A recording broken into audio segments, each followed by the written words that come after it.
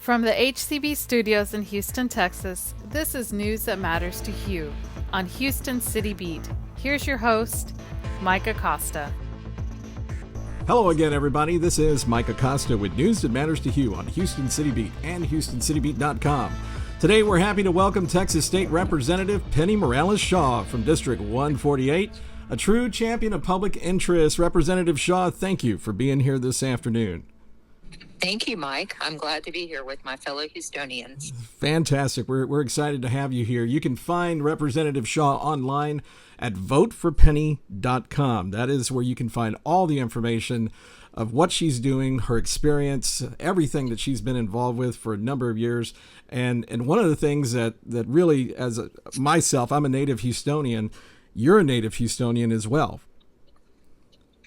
Yes, I grew up here, and this is the town I went away to school and then came back, and I'm happy to be back and be part of change, positive change here.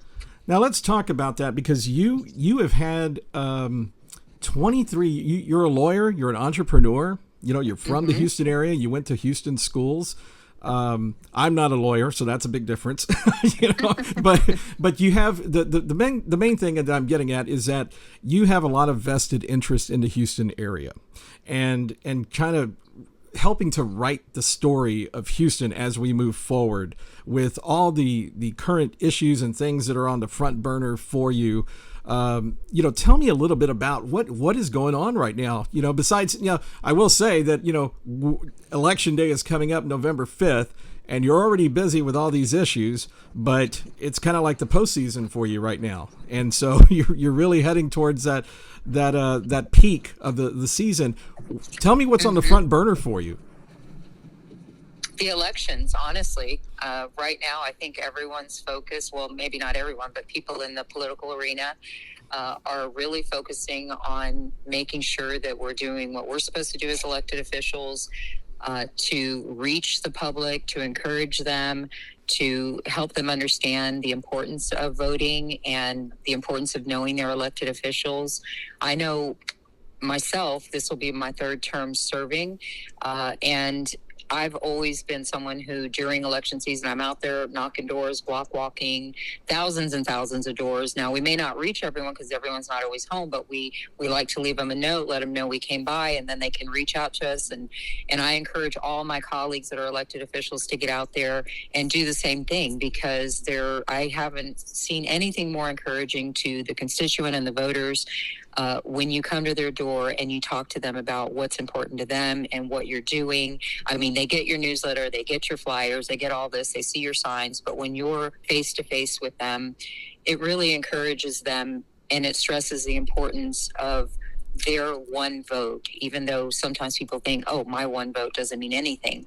Well, yeah, it does, because your one vote plus the person down the street's one vote and your neighbor's one vote and your cousin's one vote adds up to sway the outcome of an election. I mean, we've seen that, right? We've seen elections won and lost by 10 votes, 20 votes, 70 votes. And so that one vote is a critical, all-important vote. So that's what's at the top of my radar right now is election season, and making sure that I'm doing everything I'm supposed to do to reach our voters, reach my constituents, and connect. Yeah. Now, when you go to door like that, and you're going to be going to houses that you represent the Democratic Party, but you might be going to somebody's house that is a Republican or maybe an independent. And when you have the opportunity to engage with somebody that maybe on the surface might not agree with you, because people just go through political lines. Do you approach that a little bit differently, or do you just go to the door and just speak to them as a citizen, just not knowing what their political affiliation? And do you find that when you have meaningful conversation with a constituent, regardless of what their political party is, do you find that more engaging when you have a meaningful conversation one-on-one?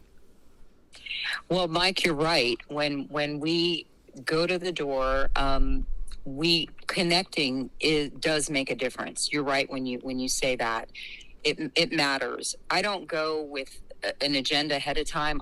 Whoever answers the door, I engage in a conversation with them, and there's always going to be common ground.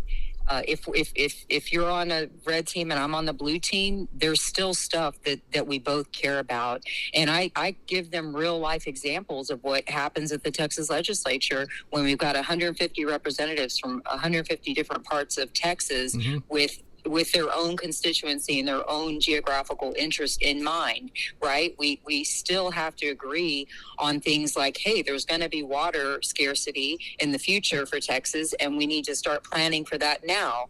Like we had the water fund as one of our constitutional amendments, where we put billions of dollars into the water fund. That's something that I can talk to people about. I can talk to them about our public schools and all the transformation that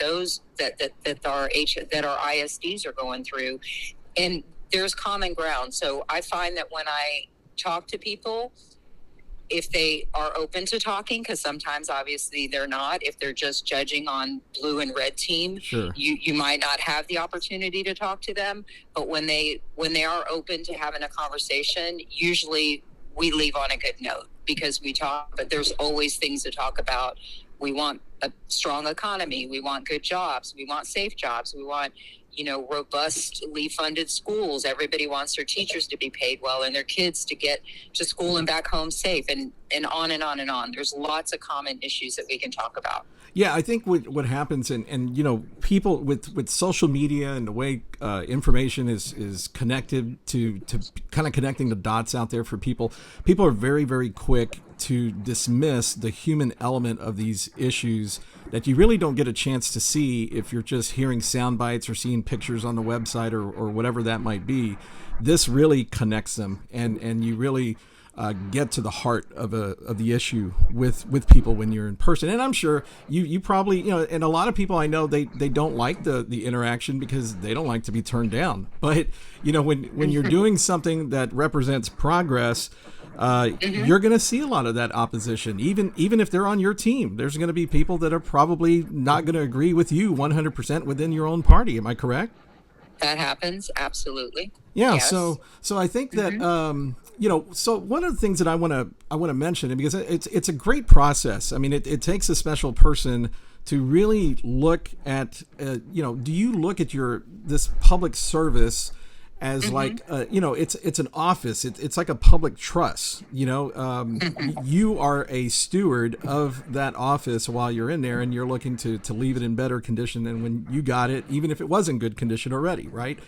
So what drives you originally? I mean, I know, like I said, you've been a lawyer. You worked for Harris County, Precinct 2. You've had a lot of extensive or experience in the political scene in the Harris County and Houston area. But what made you decide to go this path and do a career like this? Well, you're right. It is a fiduciary relationship. In other words, people are trusting you to do the right thing at all times, even when they're not looking, or they may not have as much information as you do about the inner workings of something. And that's directly translatable from the practice of law to government, because it's the same dynamic. People are trusting you to do the right thing when they're not looking, and when they make context of how decisions are being made, but they're trusting you. And for me, going from most just practicing law, but also work, it's a direct translation, number one. And number two, I do it because I know the people are counting on it. Everyday folks are out there working, trying to pay their rent, their mortgage, raise their kids, take care of their pets, take care of their health, and all the other things that we do in our daily lives. And I know that they're doing those things, and they get the headlines. They get some of the information, often very limited and not in the full context of how things are happening. So it's up to those that are elected and in public service to do the right thing, basically. And like I said, that translates well, because as a lawyer, you are held to very high standards, and you have to stay licensed. But number two, to continue your practice and have your clients be satisfied at the end of the day, right? And so you ask me why I decided to delve into this area. Well, actually, I originally went to law school contemplating doing international human rights. And that was my path of study. That's what I got certified in, and that's what I intended to do. But as you probably already know, I became a widow at an early age. We had 4 young children that were all in grade school. And so my focus quickly shifted to, being the sole provider and opening a practice. Luckily, I had just finished law school. And so I opened just, the kind of practice that most other lawyers do, right? Where you focus on a certain domestic area of law, and you become good at that. And I set aside the whole, human rights, international human rights advocacy and representation in that area. Once my children were all off to college and independent, I got back into that. I immediately sort of pivoted back into public service realm. But instead of doing international law, I just decided, it was very different 20 years ago. And now we've got a lot of our own domestic issues that are sort of bubbling over right now. And I thought, I think I'm going to just focus locally on what we can do here in Texas. And you said before, we're Houstonians, and being from Houston, and Houston has changed tremendously in the last 20, 30 years, but it's changing in a good way.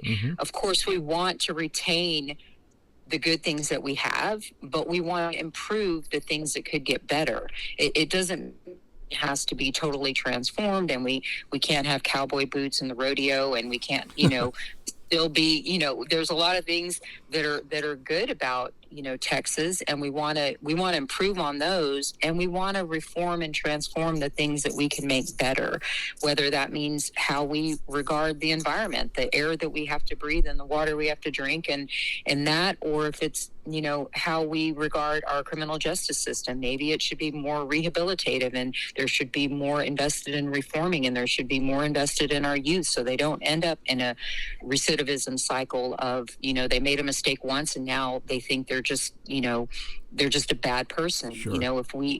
So there's all these areas, and I'm glad to be working on these domestic, local issues, because I feel like I'm part of the bigger change that's going to just make Texas a more welcoming and a better state to come to work in, to raise a family in.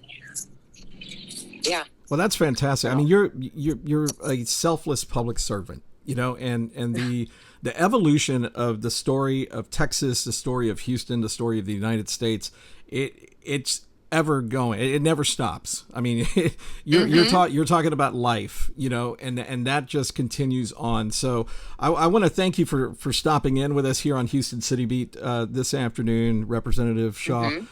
It's been a pleasure to talk with you. The election, once again, folks, it's coming up November 5th.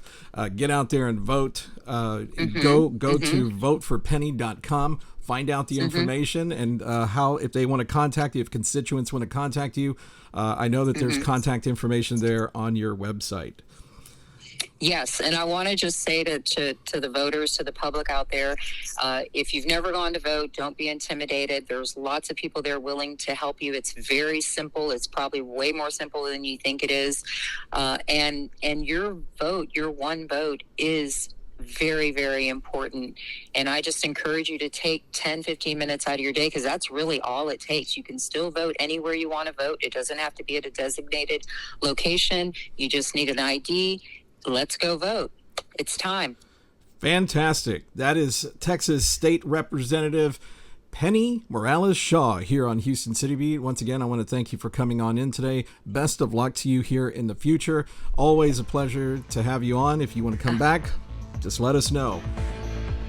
Thank you, Mike. I appreciate it. I'm glad you let me connect with our fellow Houstonians today. Thank you. You bet. That has been News That Matters to You right here on Houston City Beat. Till next time, everybody, I'm Mike Acosta.